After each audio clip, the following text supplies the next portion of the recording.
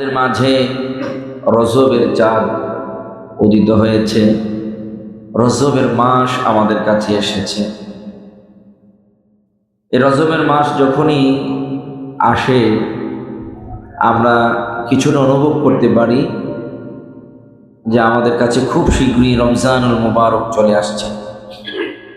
রজব মাসেই রমজানের একটা প্রস্তুতি আমাদের মাঝে শুরু হয়ে যায়। এই রজব মাসটি অত্যন্ত নিয়ামতপূর্ণ একটি মাস। এই মাসে আল্লাহ সুবহানাহু ওয়া তাআলা অসংখ্য অগণিত ঘটনা ঘটিয়েছেন। এর মাঝে উল্লেখযোগ্য আল্লাহর হাবিব সাল্লাল্লাহু আলাইহি ওয়াসাল্লামের আল্লাহর কাছে নিয়ে আল্লাহর দিদার দেওয়া। এই চাঁদে আল্লাহ সুবহানাহু ওয়া তাআলা উম্মতে মুহাম্মদীকে সালাত নামাজ দিয়েছেন। এই চাঁদে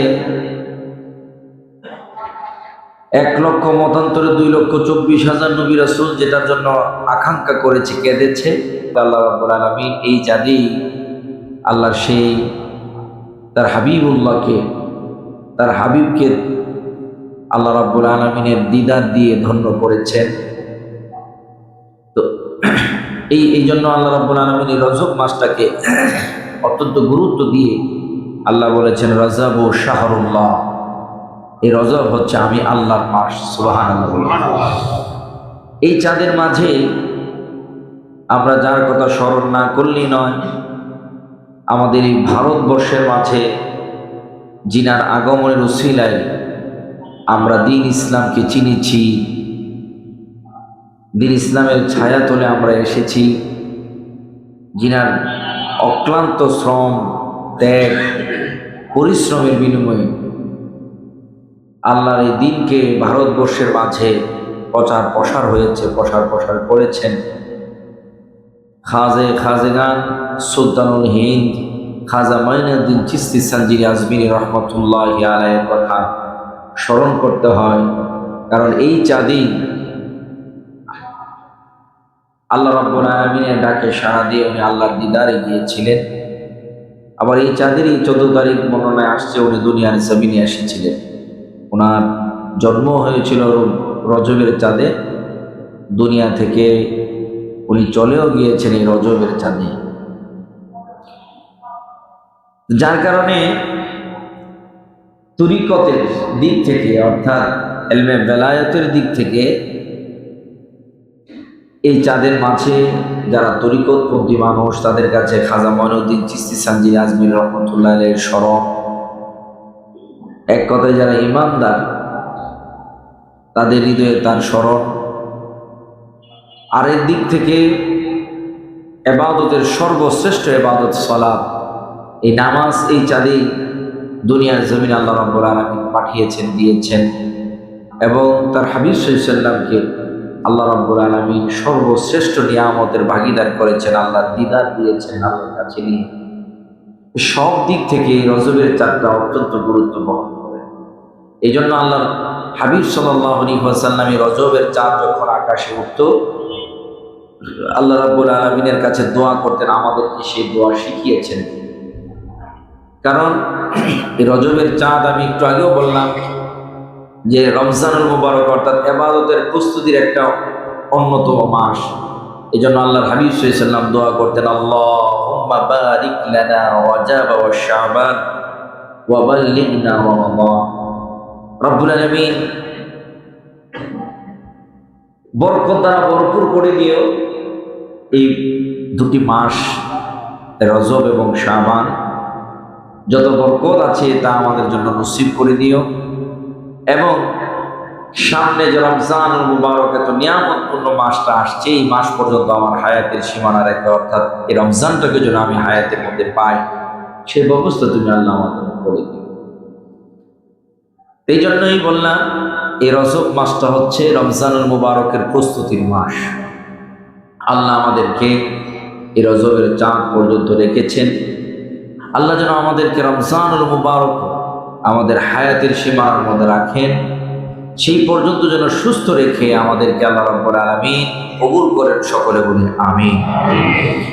সম্মানিত উপস্থিতি, আজকে ইনশাআল্লাহ রমজানুল মোবারকে ধারাবাহিকভাবে এই চাঁদের প্রত্যেকটা বিষয়ের উপরে আলোচনা আপনাদের সামনে তুলে ধরব। বিশেষ করে রজবের চাঁদে আল্লাহর হাবিব সাল্লাল্লাহু আলাইহি ওয়াসাল্লামের এই দ্বীন ইসলামকে গোটা বাংলাদেশে যারা প্রচার করেছেন, এই ভারতবর্ষে যারা প্রচার করেছেন, ওনাদের কথা স্মরণ না করলেই নয়। আমি আজকে আপনাদের সামনে আউলিয়া কেরাম সম্পর্কে কিছু কথা বলতে চাচ্ছি, ইনশাআল্লাহ আল্লাহ যদি আমাকে তৌফিক দান করেন। আল্লাহ সুবহানাহু ওয়া তাআলা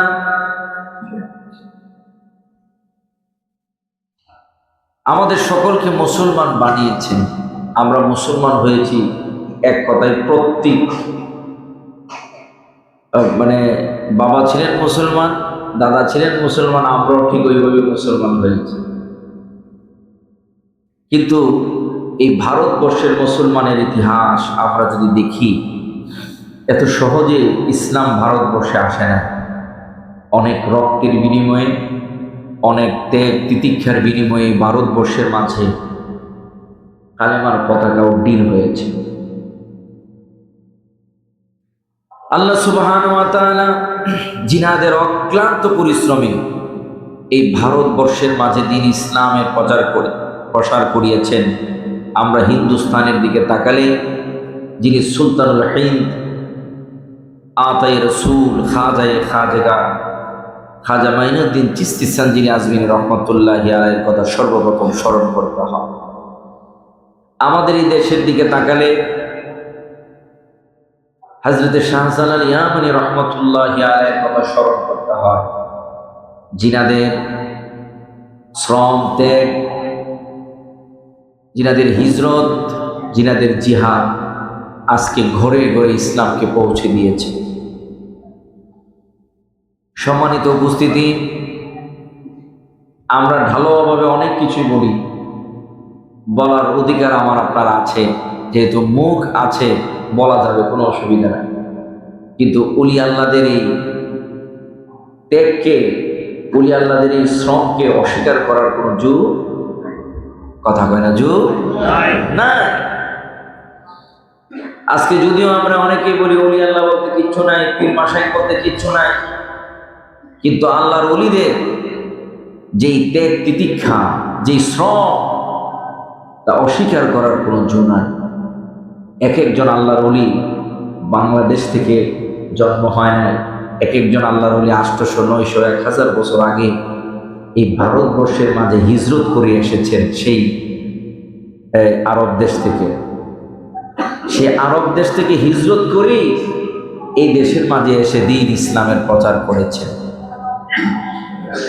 আমরা যারা অস্বীকার করি, আমরা যারা তাদেরকে স্মরণ করতে চাই না, এটা এক কথায় নিমুখ হারামির দিকে চলে যায়। তাদেরকে অস্বীকার করার তো কোনো জো নাই, বরঞ্চ তাদের কৃতজ্ঞতা শেষ করার কোনো ওই আমাদের নেই। তাদের কৃতজ্ঞতা আমাদের স্বীকার করতে হবে, কথা কোন ঠিক কিনা? এই জন্য আমি সকলের কাছে উদাত্ত আহ্বান করব, আমি আপনি যদি আল্লাহওয়ালা হতে চাই, আল্লাহর মাহবুব বান্দা হতে চাই, অবশ্যই একজন আল্লাহওয়ালার সহবতে থাকতে হবে, আল্লাহওয়ালাকে অনুসরণ করতে হবে। আল্লাহওয়ালাকে ফলো করে আমি আপনার জীবনটাকে যদি সাজাই, তাহলে আমি আপনিও একজন আল্লাহওয়ালা হতে পারবো খুব দ্রুত। এটাই হচ্ছে সিস্টেম, এটাই হচ্ছে পদ্ধতি। এই পদ্ধতির বাহিরে গিয়ে আমরা যারা আল্লাহওয়ালা হয়েছে, হ্যাঁ আল্লাহওয়ালা হয় নাই আমি বলবো না, আল্লাহওয়ালা হয়েছি, এটা হচ্ছে গুগুরে পদ্ম ফুলের মতো।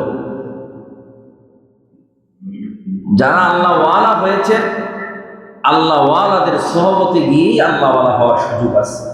এই জন্য আল্লাহ রাব্বুল আলামিন কুরআনুল কারীমের মাঝে বলেছেন, সিরাতাল্লাযীনা আন'আমতা আলাইহিম। আল্লাহর কাছে যখন বলি আল্লাহ আমাকে সিরাতুল মুস্তাকিম পথটা দেখাও, আল্লাহ তখন আমাদেরকে দেখিয়ে দিয়েছেন যে আমার প্রিয়জন যে পথে চলেছে সেই পথটাই হচ্ছে সিরাতুল মুস্তাকিম পথ। সুবহানাল্লাহ। আল্লাহর প্রিয়জন কারা? আল্লাহর প্রিয়জন তারা যাদেরকে আমরা বলি ওলি আল্লাহ, যাদেরকে আমরা কি বলি? ওলি আল্লাহ। ওলি আল্লাহ মানে কি? অলি শব্দের অর্থ বন্ধু, আর আল্লাহ মানে আল্লাহ। অলি আল্লাহ মানে আল্লাহর বন্ধু যারা। আল্লাহ এই কথাটাই বললেন, আমার প্রিয়জন যেই পথে চলেছে, আমার অলি আল্লাহরা যেই পথে চলেছে, আমার বন্ধুরা যেই পথে চলেছে, এই পথটাই হচ্ছে সিরাতাল মুস্তাকিম পথ। এখন আমাকে আপনাকে যদি সিরাতাল মুস্তাকিম পথ খুঁজতে হয়, তাহলে আল্লাহর প্রিয় বান্দাদের পথে আমাদের চলার দরকার আছে না নাই? এখন আল্লাহর প্রিয় বান্দাদের পথে চলতে হলে আল্লাহর প্রিয় বান্দাদের কাছে যেতে হবে, দেখতে হবে তারা কেমনে চলছে, কিভাবে চলছে, ওইভাবে আমাকে আপনাকে চলতে হবে, নিজের জীবনকে চালাইতে হবে। যদি চলি আর চালাই, তাহলে আমি আপনি সিরাতাল মুস্তাকিম পথ পাবো। আর জান্নাতের একটাই পথ, সেই পথের নাম হচ্ছে সিরাতাল মুস্তাকিম। প্রতিনিয়ত 5 ওয়াক্ত নামাজে আমরা পড়ি সূরাতুল ফাতিহা। পড়ি কি পড়ি না? কথা কয় না, পড়ি কি না? আমরা সূরাতুল ফাতিহা পড়ি। সূরাতুল ফাতিহার মাঝে কিন্তু আল্লাহর কাছে এটাই চাই, আল্লাহর কাছে বলি, আল্লাহ ইহদিনাস সিরাতাল মুস্তাকিম। আমরা আল্লাহর কাছে বলার পরে আল্লাহ আমাদেরকে জানায় দিচ্ছেন, সিরাতাল লাযীনা আন'আমতা আলাইহিম, আমার নিয়ামতপূর্ণ বান্দারা, আমার পছন্দনীয় বান্দারা, আমার মনোনীত বান্দারা, আমার প্রিয় বান্দারা যেই পথে চলেছে, এই পথটাই হচ্ছে সিরাতুল মুস্তাকিম। আমার প্রিয় বান্দাদের পথে তোমরা চলো।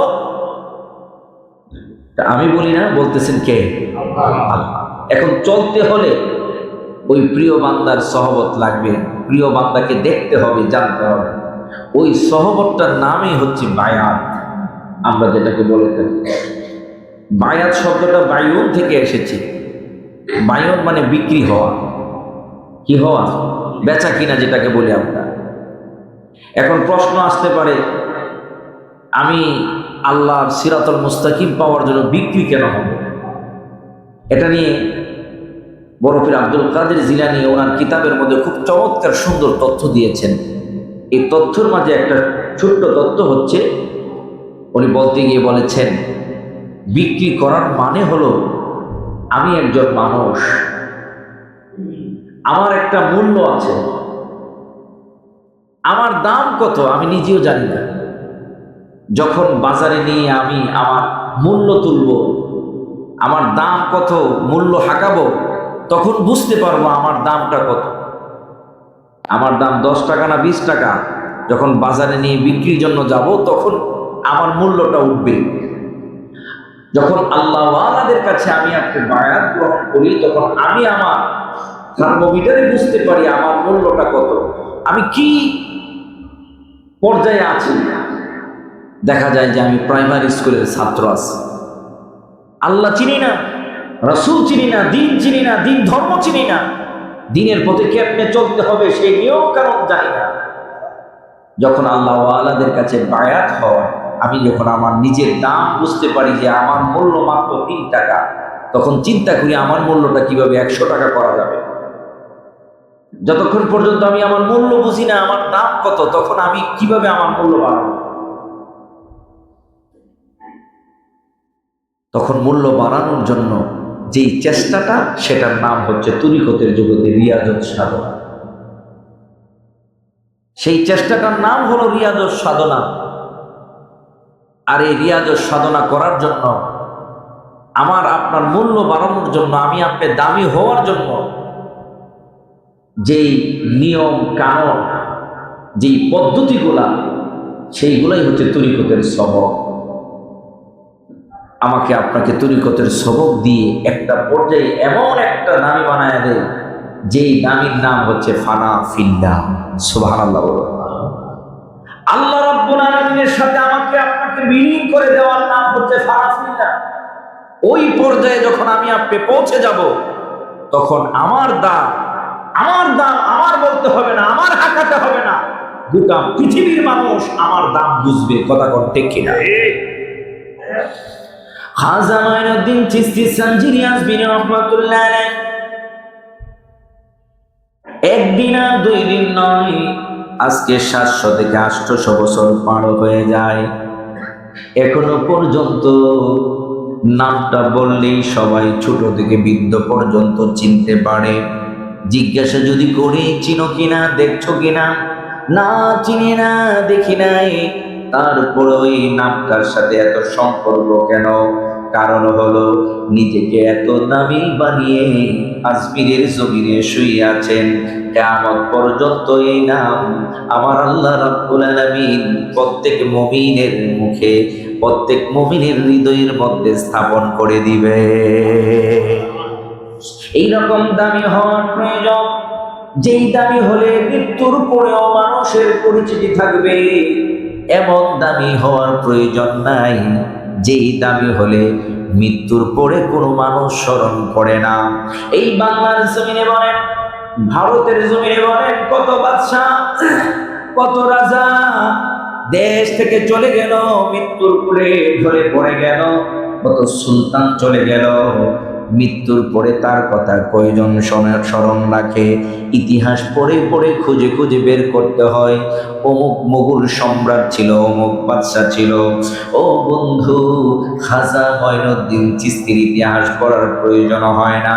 প্রত্যেক মুমিনের হৃদয়ে, প্রত্যেক মুমিনের জবানে খাজা মঈনুদ্দিন চিশতি আছে না না? ভারতের কত সুলতান বিদায় হচ্ছে, সেই যে সুলতান খাজা মঈনুদ্দিন চিশতি সুলতানুল হিন্দ হয়েছিলেন, ওই সময় সুলতানুল হিন্দ এখনো সুলতানুল হিন্দ, কিয়ামত পর্যন্ত সুলতানুল হিন্দ। কথা কোন ঠিক কিনা? এটা কোন জীবন? এটা কোন জীবন? সেই জীবনে আমাদের দরকার, সেই জীবনে আমার আপনার দরকার, যেই জীবনে মৃত্যুর পরেও বেঁচে থাকার সুযোগ আছে।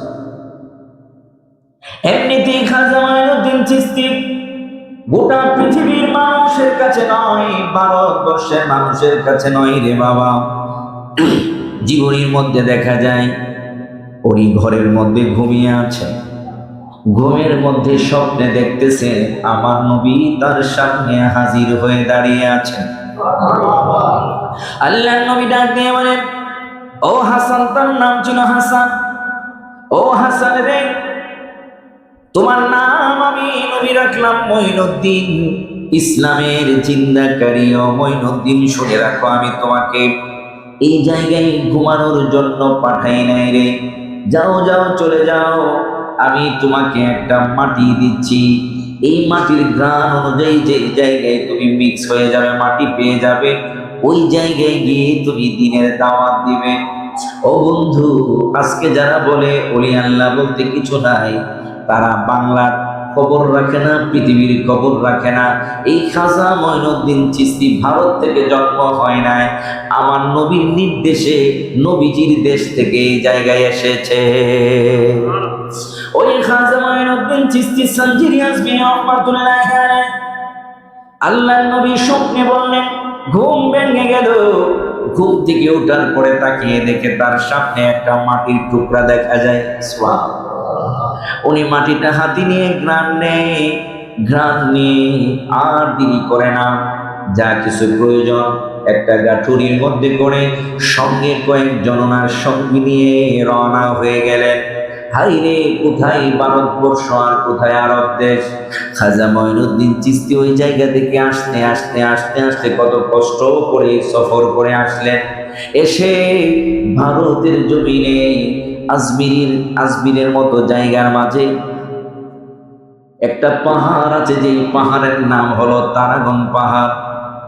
ওই তারাগণ পাহাড়ের নিচে খাজা মঈনুদ্দিন চিশতি সানজিরি আজমির রহমাতুল্লাহ আলাইহি আস্তানা করলেন, তাবু করলেন, এই জায়গার মধ্যে উনি অবস্থান করলেন। বন্ধুরা রে আমার, আমরা হুজুররা এখন দ্বীনের দাওয়াত দেওয়ার জন্য যাই, কত আরাম আয়েশ, কত প্রস্তুতি, গেট থাকে, স্লোগান থাকে, স্টেজ থাকে, মাইক থাকে, কত কিছুর ব্যবস্থা থাকে, কত আপ্যায়নের ব্যবস্থা, কত মাইকিং। এরপরে মানুষের সামনে কথা বলতে গিয়েও আমরা ঘুরিয়ে দেখি 10 মিনিট, 20 মিনিট, 1 ঘন্টা, আধা ঘন্টা, 2 ঘন্টা আলোচনা, চুক্তি করে যায় এর বেশি কথা বলা যাবে না।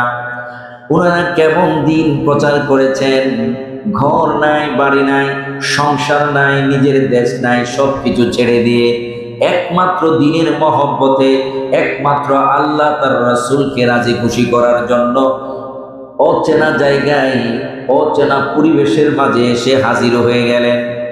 যেই জায়গার মধ্যে হাজির হলেন ওই জায়গায় আপ্যায়নের কোনো লোক নাই, সম্পূর্ণ লোক তার বিপরীতে, অনুকূলে কোনো লোক নাই, সব লোক প্রতিকূলে। ওই জায়গার মাঝে খাজা মঈনুদ্দিন চিশতি সানজিরি আজমির রহমতুল্লাহ অবস্থান করলেন। ও বন্ধু, কি চমৎকার! আমার আল্লাহ রাব্বুল আলামিন ওনাদের পক্ষে ছিলেন।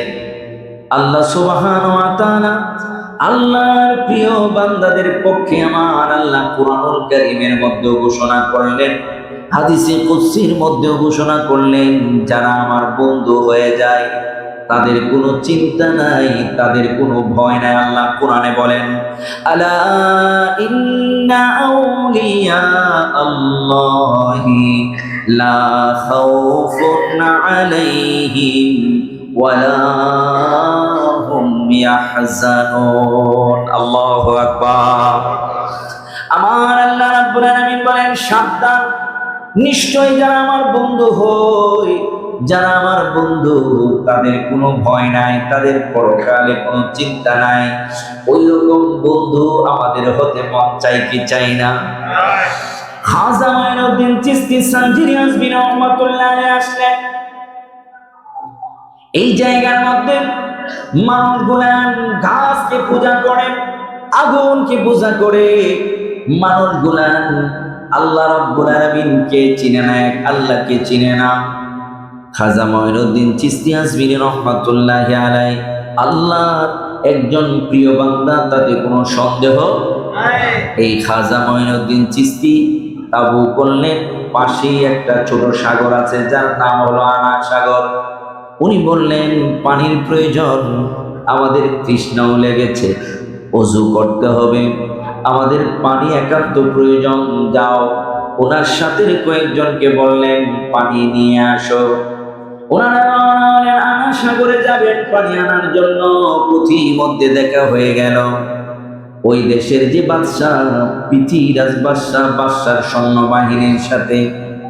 সৈন্যবাহিনী ডাক দিয়ে বলে, তোমরা কারা? তোমাদেরকে তো কোনোদিন আমরা দেখি নাই।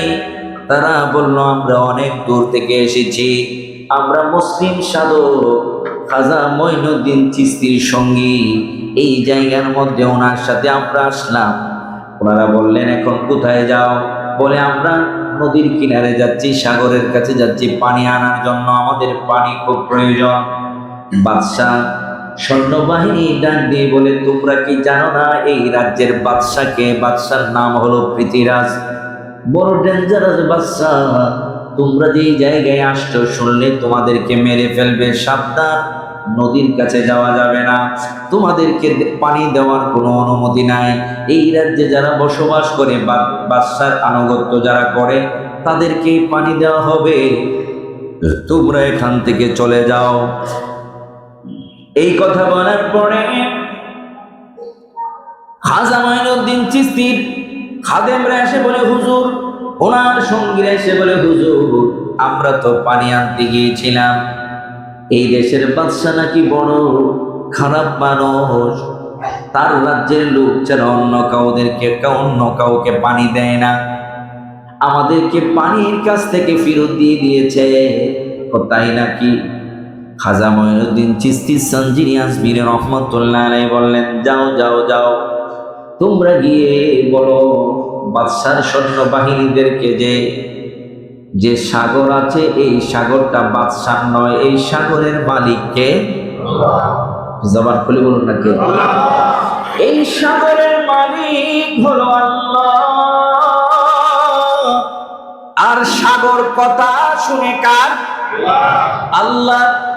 তোমরা নদীর কিনারে যাবে, সাগরের কিনারে যাবে, যাইয়া তোমাদের পাত্রটা সাগরের কাছে ধরে বলবা, খাজা মঈনুদ্দিন চিশতি সানজিরি পাঠাইছে সাগরে, পৃথিবীরাজের সাগর থেকে পানি নেওয়ার জন্য নয়, আল্লাহ রাব্বুল আলামিনের সাগর থেকে।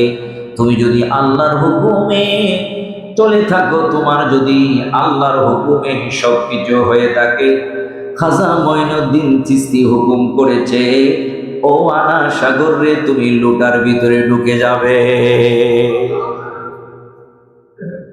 সৈন্যবাহিনী সহই নদীর কিনারে গেল।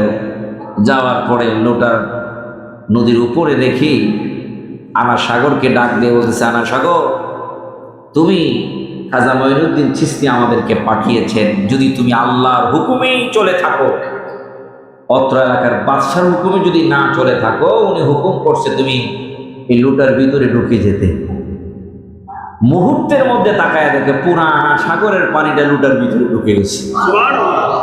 সৈন্যবাহিনী আশ্চর্য হয়ে গেল, কি এক ফোঁটা পানি নদীর মধ্যে না, এটা একটা কেমন কাজ। দৌড় দিছে বাদশার কাছে, গিয়ে বলছে, বাদশাহ, এই এলাকায় এমন একজন বড় জাদুকর আসছে, ছোট্ট লুটার ভিতরে আনা সাগরের পানি ঢুকায় হচ্ছে। বাদশাকে, তাই নাকি? এরকম হলে কেমনে হবে? বাদশাকে, ঘোড়া সাজাও, আমি নিজে যাব, তার সাথে দেখা করব। দৌড়ছে। খাজা মঈনুদ্দিন চিশতি সানজি আজমিরের কাছে আসলেন। খাজা মঈনুদ্দিন চিশতি তার সাথে কথা বলছেন। পৃথিরাজ যখন খাজা মঈনুদ্দিন চিশতি সানজি আজমির রহমাতুল্লাহর সাথে কথা বলছিলেন, তখন বাদশাহ মানুষ, একটা কথা আছে, বাদশার মস্তিষ্ক হচ্ছে একদম বাদশাহী চিন্তাধারা। আমরা যখন ক্লাস 5-এ পড়তাম, মিজান নাহু সরফ পড়তাম, মিজান যখন পড়তাম, তখন আমাদের উস্তাদরা বলতো যে মিজান, যারা মাদ্রাসার ছাত্র আছেন বুঝবেন যে মিজান শরীফ, মিজান পড়ো কুকুরের মস্তিষ্কে, আর নাহু সরফ পড়বা বাদশাহী মস্তিষ্কে। মানে আরবি গ্রামারের দুইটা কিতাবের নাম, একটা মিজান আর একটা নাহু সরফ। বলছে যে মিজান যখন পড়বা তখন কি কুকুরের মস্তিষ্কে পড়বা, অর্থাৎ মানে এটা পাগলের মতো মুখস্থ করবে। আর যখন নাহু সরফটা পড়বা তখন এটা খুব ঠান্ডা মাথায় পড়তে হবে, এটা একদম প্রতিটা জিনিস মাথার ব্রেনে রাখতে হবে, আর না হলে এটা তুমি প্রয়োগ করতে পারবে না। তো বাদশার চিন্তাধারা, বাদশাহী খুব ঠান্ডা মস্তিষ্কে সব সিদ্ধান্ত নেন। যখন দেখলেন সত্যিই তো আনা সাগরের পানি এক ফোঁটাও নাই, ভালো ধুধু করতেছে, একটা লোটার ভিতরে ঢুকাইছে, তো বাদশাহ চিন্তা করলো যে এখন পরিস্থিতি আগে সামলায়। বাদশাহ খুব সুন্দর করে বললেন যে, দরবেশ, আপনার সাথে আমার পরিচয় নাই, তবে আপনি, আমার সৈন্যবাহিনী বলল পুরা আনা সাগরের পানি আপনার লোটার ভিতরে ঢুকাইছেন, এই এলাকায় না হয় আমাদেরকে পানি দিলেন না, কিন্তু ছোট্ট ছোট্ট বাচ্চারা তো আছে, পশু পাখি তো আছে, তাদের তো পানির প্রয়োজন আছে। দরবেশ, আল্লাহর ওলি, মন বড় নরম। এই কথা বলতে দেরি, বাদশাহ যেহেতু বলছে, বাদশাহ বললেন যে পানি সব যদি চলে যায় তাহলে এই এলাকার পশু পাখি কি খাবে, ছোট ছোট বাচ্চারা কি খাবে, তারা তো নিষ্পাপ, তারা তো কোনো কিছু করে না। এই কথা বলার সাথে সাথে খাজা মঈনুদ্দিন চিশতি বললেন, যাও লোটাটা আনা সাগরের কাছে নিয়ে পানিগুলা ঢেলে দাও। লোটা আনা সাগরের কাছে নিলেন। ওই সময় দরবেশ, এই কি বলে, বাদশাও ছিল, বাদশার সৈন্যবাহিনী ছিল। বাদশাহ যেহেতু ওই জায়গায় গেছে, আর অনেক লোক ওই জায়গায় আছে। যখন তাকায় দেখলো লোটার ভিতর থেকে পানি ঢাললো, আর আনা সাগরটা আবার পরিপূর্ণ ঢেউ দেওয়া শুরু করলো। সুবহানাল্লাহ, পানির ঢেউ। এই অবস্থা দেখে ওই মুহূর্তেই বেশ অনেক বাদশার সামনে মুসলমান হয়ে গেছে। খাজা মঈনুদ্দিন চিশতি যে আল্লাহ রাব্বুল আলামিনের গুণ কীর্তন করে, যে আল্লাহ রাব্বুল আলামিনের দ্বীনের দাওয়াত দেওয়ার জন্য আসলেন, সাথে সাথে ওই সময় অনেক লোক খাজা মঈনুদ্দিন চিশতির কাছে মুসলমান হয়ে গেল। এই অবস্থা দেখে বাদশার মেজাজ একেবারেই গরম। বাদশাহ রাজ দরবারে চলে গেলেন, জরুরি মিটিং ডাকলেন, ডেকে বললেন, এই অবস্থা যদি হয়ে যায় তাহলে আমাদের ধর্মের মাঝে চুনকালি লেগে যাবে। যেইভাবে হোক এই দরবেশকে এলাকা থেকে তাড়াইতে হবে, বিদায় করতে হবে। বন্ধুরা রে আমার, ও বাবাজিরা রে আমার, উজাইপাল নামে একজন বড় জাদুকর ছিল।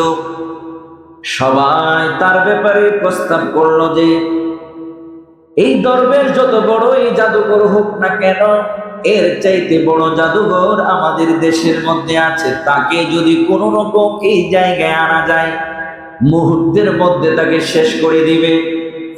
বন্ধুরা রে আমার, বাবাজিরা রে আমার, একটু আগেও যেই কথাটা বললাম, আল্লাহর ওলিদের পক্ষে আছেন কে?